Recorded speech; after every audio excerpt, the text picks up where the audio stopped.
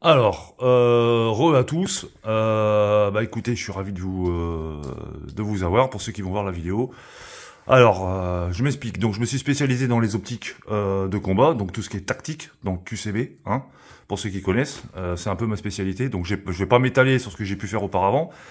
Ça m'est propre. Donc, bref, donc voilà. Donc, il n'y a quasiment aucune vidéo sur EOTech en français. Donc, j'ai déjà fait 2 vidéos pour ce qui concerne leurs défauts et leur service après-vente lamentable pour la France. Notamment pour tous les possesseurs d'EOTech.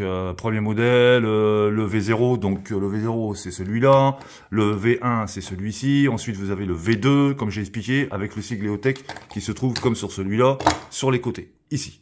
Bref, donc ça c'est pour la petite explication de chez EOTech. Donc là, on va essayer de voir un petit peu la différence entre une copie et un original.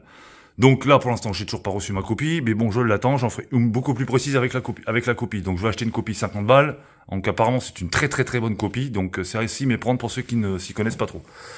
Bref, donc on va commencer par la toute première chose. La toute première chose, c'est la boîte. Donc la boîte, elle se présente comme ça. Alors, sur AliExpress, attention, il existe des boîtes vides EOTech. Mais ici, c'est complètement lisse. Donc là, par contre, sur un original, au niveau de la boîte, c'est granuleux. C'est le premier point. Le deuxième point, vous avez la mousse à l'intérieur qui se présente comme ça. Mousse grise, non alvéolée. Sur les copies, c'est alvéolé. Donc ça, déjà, facile à reconnaître. Ensuite, si vous achetez un EOTech d'occasion, la première chose à faire et à demander, c'est la photo de cette étiquette-là. Pourquoi? Parce que vous avez le numéro de série, vous avez le code barre, le modèle et la date d'inspection de l'appareil. Ensuite, sur le côté, de l'autre côté, vous avez cette étiquette-là qui est tout en américain. Normal. Bref, jusque-là, c'est déjà ainsi un gage de garantie. Ensuite, n'oubliez jamais une chose, c'est de demander au vendeur des photos du dessous de l'appareil pour avoir cette étiquette blanche qui est le numéro de série. Bon, le 111, ça n'a rien à voir, ça c'est le repère par rapport à mon rail Picatinny sur mon AR15. Donc, en fait, cette étiquette-là correspond à un numéro de série que vous pouvez envoyer directement chez EOTech pour vérifier l'authenticité de l'appareil. Sachant qu'il existe des étiquettes fausses. Ça, je me suis bien renseigné sur le sujet. Donc, faites très attention. Vous repérez le numéro de série, vous envoyez chez EOTech directement le numéro de série, ils vous diront si c'est un vrai ou pas.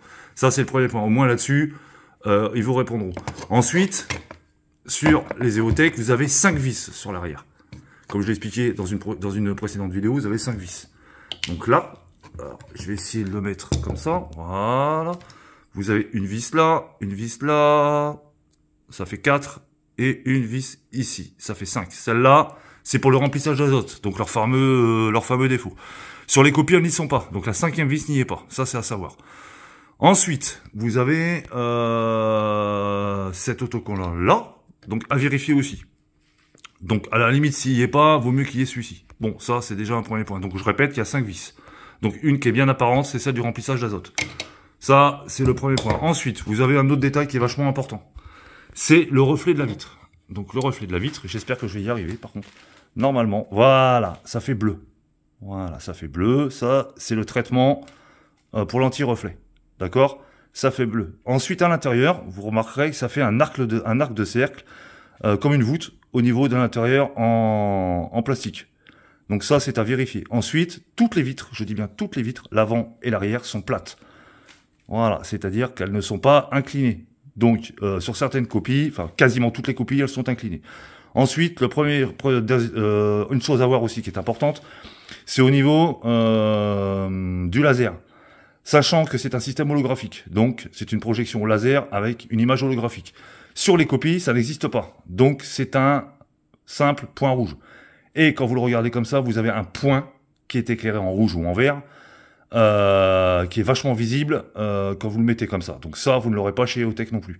Ensuite, vous avez le système sur le 552, la NV, donc Night Vision, vision nocturne, compatible vision nocturne. Alors ça, c'est une hérésie, je m'explique.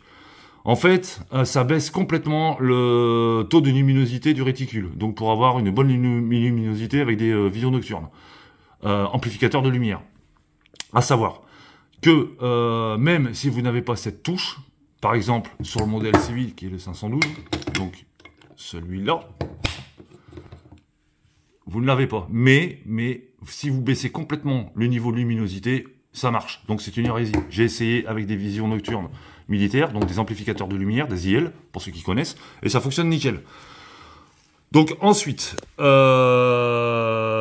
compartiments des piles, bon, j'ai pas vu de différence majeure, donc bon, ça c'est pas tellement important. Donc comme je vous disais, donc reflet bleu sur l'arrière de des vitres, ça c'est à voir en jouant avec la lumière. Donc vous demandez au gars qui vous fasse des photos. La voûte qui est à l'intérieur, sur tous les modèles, j'ai bien dit sur tous les modèles alliés.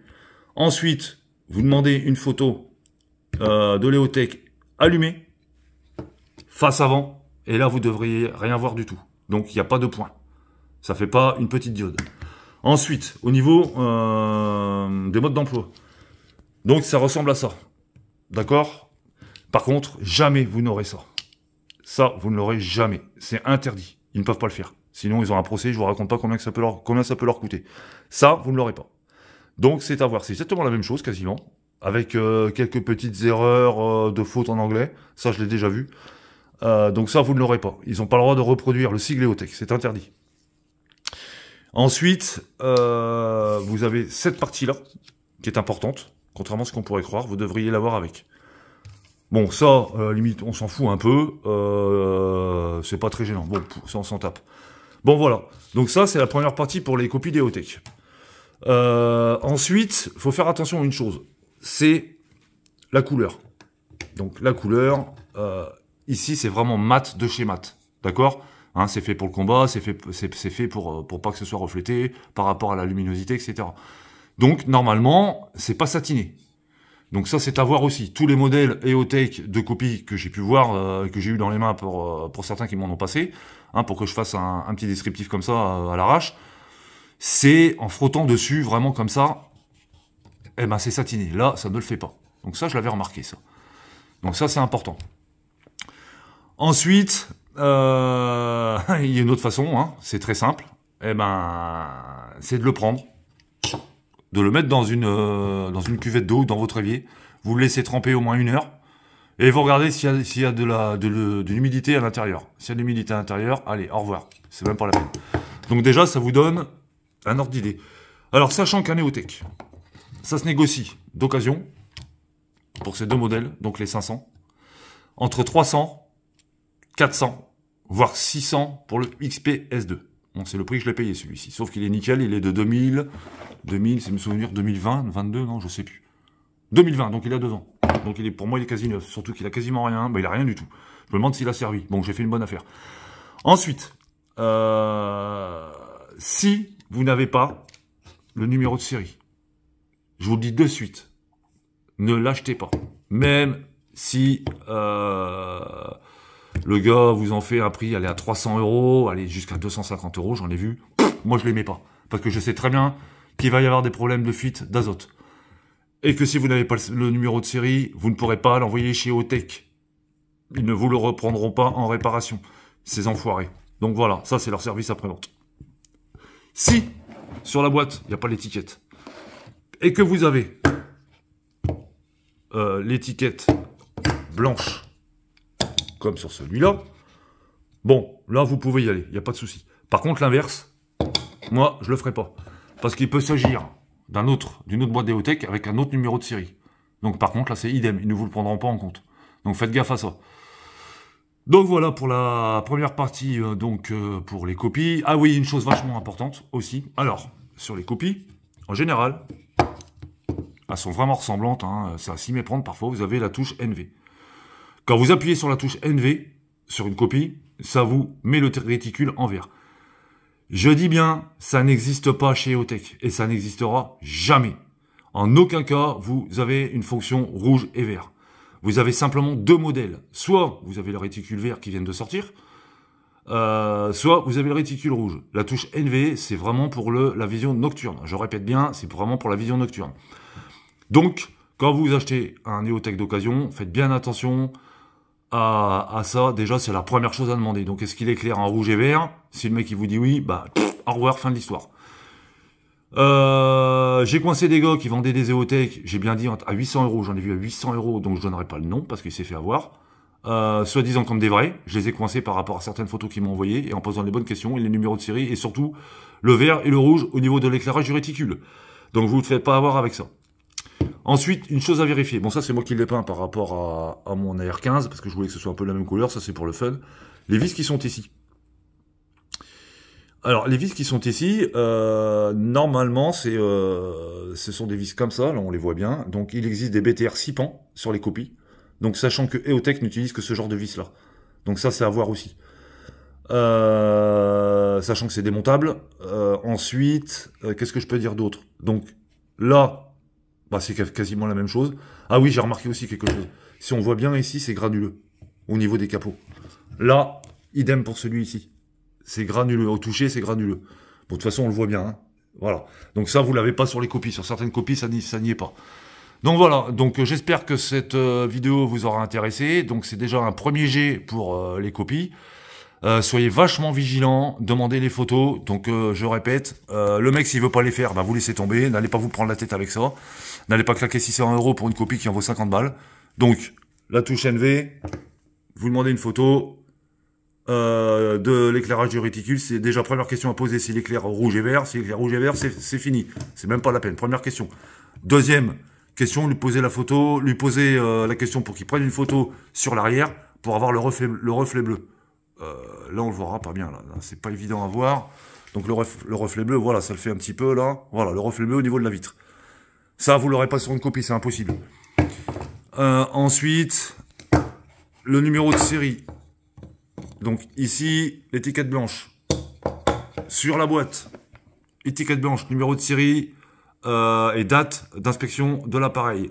Modèle de l'appareil. La boîte, granuleux, ici, et la mousse à l'intérieur qui n'est pas alvéolée. Ensuite, c'est un petit récapitulatif, hein, je me répète, je le sais. Ici, vous n'aurez pas ça.